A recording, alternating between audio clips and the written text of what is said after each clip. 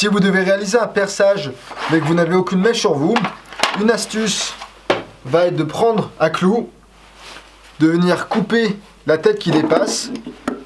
Voilà. Lorsque la tête du clou est coupée, vous prenez votre perceuse, vous enclenchez le clou comme si c'était une mèche et vous faites votre pré-trou. L'avantage avec cette méthode, c'est que vous allez pouvoir utiliser différents clous en fonction du diamètre que vous souhaitez percer. Donc on va faire le test avec un clou un petit peu plus épais. Cette fois-ci la tenaille va pas suffire. Donc je sortis le gros attirail. Hop. On va couper la tête. Voilà. J'enclenche le clou comme c'était une mèche. Et je fais mon pré-trou.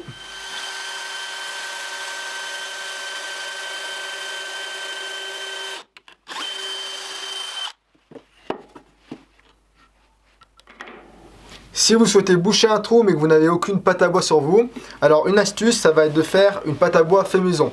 C'est bien sûr moins efficace qu'une pâte à bois achetée sur le marché, mais ça peut quand même nous rendre service de temps à autre.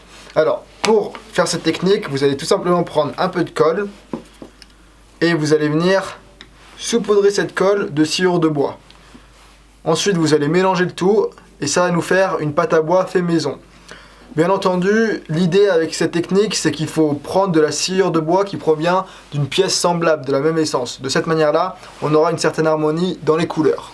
Si vous n'avez pas de clé de la bonne taille, qu'elle est trop grosse, mais que vous souhaitez tout de même visser ou dévisser l'écrou, alors pas de panique. Ce que vous faites, c'est que vous mettez la clé à l'intérieur, puis ensuite vous prenez une rondelle ou une pièce de monnaie et vous allez venir la glisser dans l'espace qui se trouve entre l'écrou et la clé. Et puis ensuite, vous pourrez donc dévisser ou visser l'écrou en fonction de ce que vous devez faire. Elle est pas bête cette technique.